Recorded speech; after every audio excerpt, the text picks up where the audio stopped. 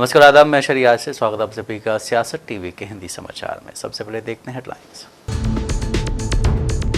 महुआ मोइत्रा का चौंकाने वाला बयान, क्या छोड़ेंगे ममता बनर्जी का साथ? क्रॉस वोटिंग किसने और क्यों की? नितिन नवीन ने कर्नाटक बीजेपी अध्यक्ष से पूछा सवाल, मांगे विधायकों के नाम। मुंबई में मानसून की जोरदार दस्तक, बारिश बनी मुसीबत, जगह जगह जलभराव ने खोली बीएमसी के दावों की पोल। राम मंदिर चढ़ावा चोरी मामले में एसआईटी ने सौंपी 15 पन्नों की रिपोर्ट, चंपत राय की भूमिका भी संदिग्ध। बद्री के भागे जिहाद बयान पर विवाद, मुसलमानों ने देश के लिए बहुत कुछ किया लेकिन क्या मिला? लखनऊ अग्निकांड के बाद सीएम योगी का सख्त निर्देश, यूपी में बेसमेंट में कोचिंग सेंटर नहीं चलेगा। सीनेट से झटका लगते गुस्से से लाल हुए ट्रंप, रिपब्लिकन सांसदों को भी लताड़ा। पश्चिम बंगाल में हार के बाद ममता बनर्जी को बड़ा सियासी नुकसान पहुंचा है। टीएमसी के विधायकों ने अपना अलग गुट बना लिया है। उन्होंने अपना नेता विपक्ष ऋतुव्रता बनर्जी को चुना है। इसके अलावा काकोली घोष के नेतृत्व में 20 सांसद भी अलग हो चुके हैं। ममता बनर्जी अपनी पार्टी को बचाए रखने का संघर्ष कर रही हैं। इस बीच उनकी करीबी मानी जाने वाली सांसद महुआ मोइत्रा ने भी चौंकाने वाला बयान दिया है। महुआ मोइत्रा और शुभेंदु अधिकारी मौजूदा समय में एक दूसरे के कट्टर विरोधी हैं। हालांकि उन्होंने एक इंटरव्यू में शुभेंदु की तारीफ की है। महुआ ने बंगाल सीएम को अपना अच्छा दोस्त बताया। उन्होंने कहा है कि जब मेरा खराब समय चल रहा था तब शुभेंदु अधिकारी ने मेरी काफ़ी मदद की थी। महुआ ने कहा है कि शुभेंदु मेरे अच्छे दोस्त हैं।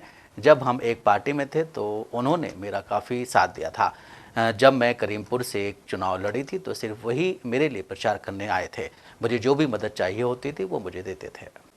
बीजेपी के राष्ट्रीय अध्यक्ष नितिन नवीन की कर्नाटक में प्रदेश नेताओं के साथ चल रही बैठक खत्म हो गई। करीब 2.5 घंटे चली बैठक के दौरान कर्नाटक विधान परिषद चुनाव की क्रॉस वोटिंग को लेकर चर्चा की गई। सूत्रों के मुताबिक इस बीच करीब 1 दर्जन से अधिक बीजेपी नेताओं पर क्रॉस वोटिंग का शक जताया गया है। इसे लेकर बीजेपी हाईकमान ने रिपोर्ट मांगी है। सूत्रों के मुताबिक करीब 2.5 घंटे चली बैठक में बीजेपी प्रदेश नेतृत्व ने बैठक में करीब 1 दर्जन विधायकों के नाम सामने रखे हैं। प्रदेश नेतृत्व ने उन्हीं विधायकों पर क्रॉस वोटिंग करने का शक जताया है। सूत्रों के मुताबिक बीजेपी अध्यक्ष नितिन नवीन ने प्रदेश नेतृत्व से पूछा है कि क्रॉस वोटिंग किसने और क्यों की है। हालांकि उनमें से किसी ने क्रॉस वोटिंग की उसका अभी तक पता नहीं चल पाया है। उन्होंने प्रदेश नेतृत्व से जल्द ही इसका पता लगाने को कहा है। सीटी रवि के नेतृत्व में बनाई गई कमेटी की रिपोर्ट भी अभी तक नहीं आई है। पार्टी के केंद्रीय नेतृत्व को रिपोर्ट का इंतजार है। एक बार कमेटी की जांच रिपोर्ट सामने आने के बाद आगे की कार्रवाई की जाएगी। देश की आर्थिक राजधानी मुंबई में लगभग 2 हफ्तों की देरी के बाद दक्षिण पश्चिम मानसून ने जोरदार दस्तक दी है। आईएमडी के मुताबिक मुंबई शहर और महाराष्ट्र के अन्य हिस्सों में इसके आगे बढ़ने की संभावना है। मानसून की दस्तक के साथ ही मुंबई के कई इलाकों में जोरदार बारिश देखने को मिली, जिससे लोगों को उमस और गर्मी से राहत मिल गई है।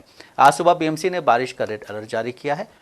मुंबई के कुछ इलाकों में बिजली कड़कने और तेज हवाओं के साथ जोरदार बारिश होने की भी संभावना जताई गई है। हालांकि इससे भारी बारिश के 24 घंटे भी नहीं हुए थे कि कई इलाकों में जबरदस्त जलभराव देखने को मिला है, जिससे सामान्य जनजीवन अस्त व्यस्त हो गया है। इसने बीएमसी के उन दावों की पोल खोल दी है जिसमें उसने मानसून से पहले नालों की सफाई, जल निकासी व्यवस्था को दुरुस्त करने जैसे दावे किए थे। मुंबई और आसपास के जिलों में तेज मूसलाधार बारिश की वजह से जलभराव की स्थिति कई इलाकों में देखने को मिली है। बारिश की वजह से जलभराव ने बीएमसी के कामकाज पर सवाल खड़े कर दिए हैं। इस पर बीएमसी के एक अधिकारी ने कहा है कि हम जलभराव का कोई अस्थायी समाधान नहीं ढूंढ पाए हैं। हाल ही में शिवसेना यूबीटी को एक बड़ा झटका लगा, जिसके सांसद बागी होकर शिंदे की शिवसेना में शामिल हो गए।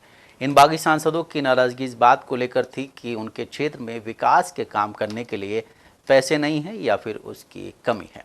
यही वजह है कि वो सत्तारूढ़ शिंदे गुट में शामिल होने के लिए मजबूर हो गए, मगर हकीकत कुछ और है। एक रिपोर्ट के मुताबिक इन बागी सांसदों की सच्चाई ये है कि इन्होंने अपने आवंटित पैसे का सिर्फ 1.7 से 26.84% तक ही खर्च किया है।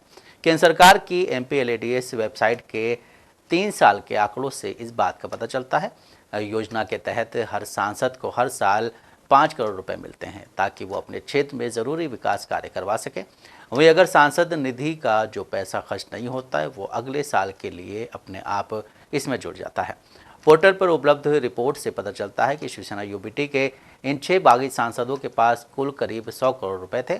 इनमें से इन्होंने पिछले 2 वित्तीय वर्षों और इस साल की पहली तिमाही में औसतन 13.60 करोड़ ही खर्च किए हैं। मध्य प्रदेश के इंदौर के सोनम रघुवंशी द्वारा राजा रघुवंशी की हत्या का मामला अभी लोग भूले भी नहीं थे कि महाराष्ट्र के पुणे जिले से कुछ ऐसे ही मामला सामने आया है। इन दोनों मामलों में फर्क सिर्फ इतना है कि सोनम ने शादी के बाद पति को मारा था और पुणे के केस में शादी से पहले होने वाले पति को मार दिया गया है। शुरुआत में सामने आया है कि पुणे के एक जाने माने बिजनेसमैन परिवार के 26 साल के केतन अग्रवाल की ट्रेडिंग के दौरान गिरने से मौत हो गई। पहले तो मामला एक दर्दनाक हादसे की तरह ही नजर आ रहा था, लेकिन जैसे जैसे पुलिस जांच आगे बढ़ी कहानी बदलने लगी। इस मामले में खुलासा हुआ है कि प्रेमी के साथ मिलकर आरोपी सिया ने हत्या की साजिश रची थी। केतन और सिया की सगाई हो चुकी थी और दोनों की इस साल शादी होने वाली थी।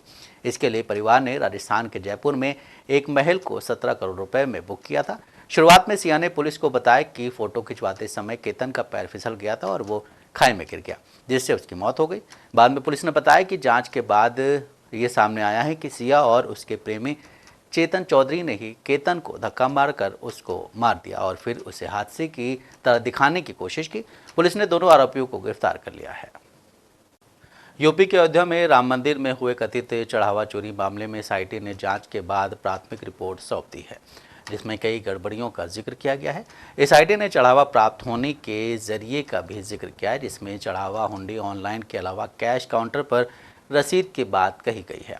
एसआईटी को राम मंदिर ट्रस्ट के बैंक खाते और पूछताछ से पता चला है कि औसतन हर महीने 25 लाख श्रद्धालु राम मंदिर दर्शन के लिए आते हैं, लेकिन कुंभ के दौरान एक महीने में करीब 1 करोड़ श्रद्धालु आए। जांच में पता चला है कि औसतन प्रति श्रद्धालु 15 से 18 रुपये चढ़ावा आता है, लेकिन इस चढ़ावे में अनाज, तेल और घी के साथ सोने चांदी के आभूषण का चढ़ावा नहीं जोड़ा गया, क्योंकि उनके दान का कोई ठोस सबूत और साक्ष्य नहीं मिला है। रिपोर्ट में जिक्र है कि बैंक स्टेटमेंट और श्रद्धालुओं के नंबर को देखकर चढ़ावे में उतार चढ़ाव देखने को मिला है। रिपोर्ट में चढ़ावा की निगरानी और चढ़ावा निगरानी कमेटी की लापरवाही का भी जिक्र किया गया है। ट्रस्ट के महासचिव चंपत राय समेत कई पदाधिकारियों और कर्मचारियों की भूमिका भी संदिग्ध पाई गई है। मंदिर में कर्मचारियों की नियुक्ति में भी गड़बड़ी मिली है। एसआईटी की रिपोर्ट में ट्रस्ट को मजबूत करने के लिए भी सुझाव दिए गए हैं। जमीयत उलमाए हिंद के राष्ट्रीय अध्यक्ष मौलाना सैयद अरशद मदनी अक्सर अपने बयानों को लेकर सुर्खियों में रहते हैं। एक बार फिर से उन्होंने ऐसा बयान दिया है जिसको लेकर नया विवाद खड़ा होता दिख रहा है। उनका कहना है कि 1803 में जब भारत ब्रिटिश शासन के अधीन था, तब देश की आज़ादी के लिए जिहाद का आह्वान किया गया था। इसलिए देश को आज़ाद कराने के लिए जिहाद करना हर मुसलमान का फ़र्ज़ है। इसके साथ ही उन्होंने ये भी कहा है कि मुसलमानों ने देश के लिए बहुत किया, लेकिन बदले में उन्हें आज क्या मिला है। दरअसल मौलाना अरशद मदनी जो है वो उत्तराखंड पहुंचे थे। वहां पे उन्होंने एक राज्य कार्यकारिणी की बैठक में मुख्य अतिथि के तौर पर उन्हें बुलाया गया था। इस दौरान उन्होंने उलमा, हाफिज और मुस्लिम समुदाय के लोगों को संबोधित किया। उन्होंने सामाजिक सद्भाव, लोकतांत्रिक व्यवस्था और धार्मिक स्वतंत्रता सहित राष्ट्रीय महत्व के विभिन्न मुद्दों को भी उठाया था। लखनऊ अग्निकांड के बाद उत्तर प्रदेश के मुख्यमंत्री योगी आदित्यनाथ ने प्रदेश में अवैध तरीके से चल रहे कोचिंग संस्थानों को लेकर सख्त निर्देश जारी किया है। सीएम ने साफ निर्देश दिया है कि अब से बेसमेंट में कोई कोचिंग सेंटर नहीं चला जा सकेंगे। यही नहीं, बेसमेंट में किसी तरह की कमर्शियल एक्टिविटी और अन्य तरह के व्यापार पर भी रोक लगाई गई है। सीएम योगी आदित्यनाथ ने लखनऊ अग्निकांड को पूरे प्रदेश के लिए बड़ा सबक बताया। भविष्य में इस तरह की घटना दोबारा ना हो, इसे देखते हुए कई अहम दिशा निर्देश जारी किए। मुख्यमंत्री ने बैठक में अधिकारियों से कहा है कि प्रदेश भर में मिशन मोड पर फायर सेफ्टी ऑडिट अभियान चलाया जाए।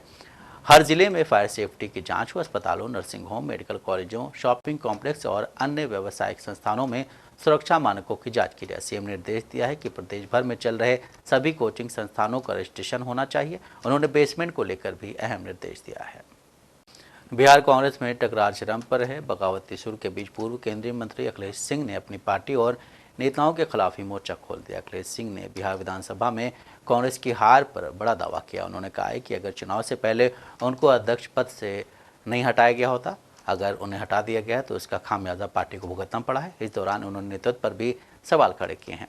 बिहार चुनाव में हार का ठीकरा अखिलेश सिंह ने नेतृत्व पर फोड़ दिया। इस तकरार से ये बात तो साबित होती है कि बिहार कांग्रेस में अंदरूनी कलह चल रही है। साथ ही कांग्रेस के नेताओं में सब कुछ ठीक नहीं है। अखिलेश सिंह के बयान और इस दावे के बाद सूबे की राजनीति में हलचल मच गई। अखिलेश सिंह ने आगे कहा है कि ये लोग बिहार आए तो सबसे पहले हमको प्रदेश अध्यक्ष से हटा दिया।